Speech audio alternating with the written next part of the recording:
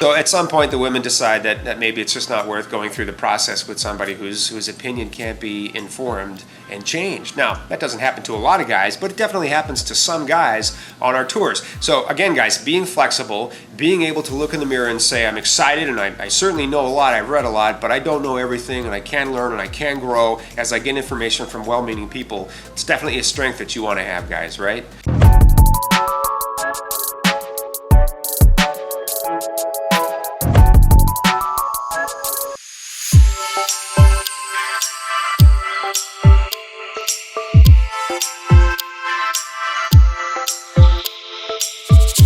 So I guess another item that comes up is that in the environment where women are going to meet men in this process, something that they may not expect or be a little bit surprised by. Sometimes guys, we start out on this process and we want to do our research and we want to become informed before we get on the plane and go anywhere. And you read a lot of stuff on the internet.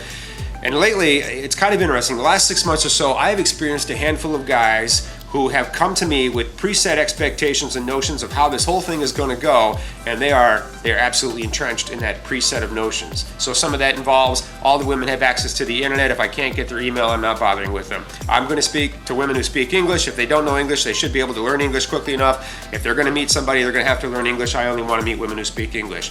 You know what? If they don't have Skype and they won't Skype with me, they're not sincere. I'm not wasting my time with them. You get these guys who are just stuck in a paradigm which is wrong and grotesquely misinformed sometimes. And even nice guys with really good intentions will sometimes go into the international dating process with a completely incorrect set of expectations.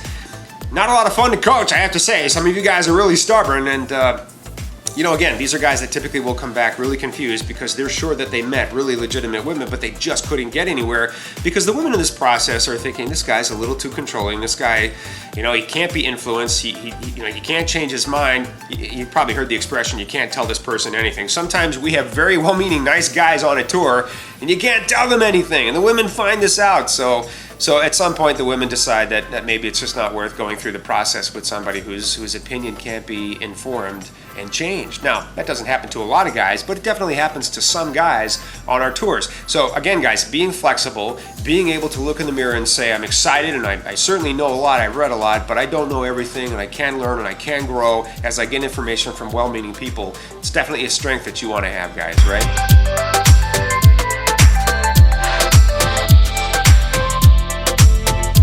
All the messaging that we get from the media and the angry birds who are out there and guys who are just socially dysfunctional who don't succeed, all the messaging that we get is, you can't do this, beautiful women won't fall in love with you for all the right reasons, the whole thing is a big gigantic scam, you'll waste your money, you'll get kidnapped, you'll come back missing a kidney, etc., etc. And in reality, if your line of questioning to yourself is, what is it going to take for me to be able to do this? How can I do this? I mean, what needs to be done in order for me personally to do this successfully? To answer those questions, you simply reach out to the guys who have done it successfully. How did you do it? What made the difference for you? I'm sure you've seen men fail. I'm sure you've seen men like yourself succeed. What are the behaviors of people who succeed versus angry birds, and people who don't succeed? I mean, because there is a core set of behaviors, guys, that people who succeed subscribe to. They have a healthy attitude toward the women, first of all. They're not going to stand around and tell you that all the women have to be screened to meet their standards.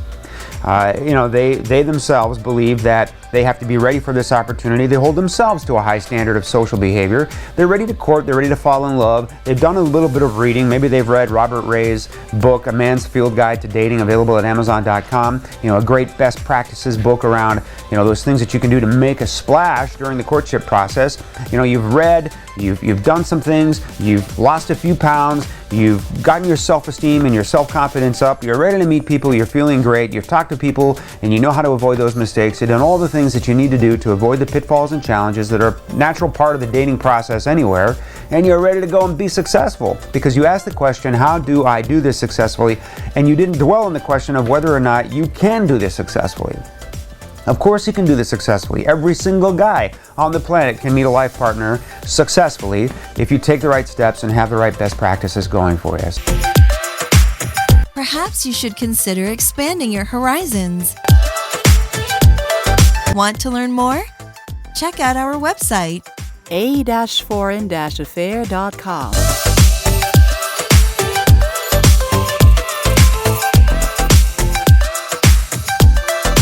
If you enjoyed this video, be sure to give us a thumbs up and subscribe to our channel. Then click on the notice bell to get notified every time we add something new.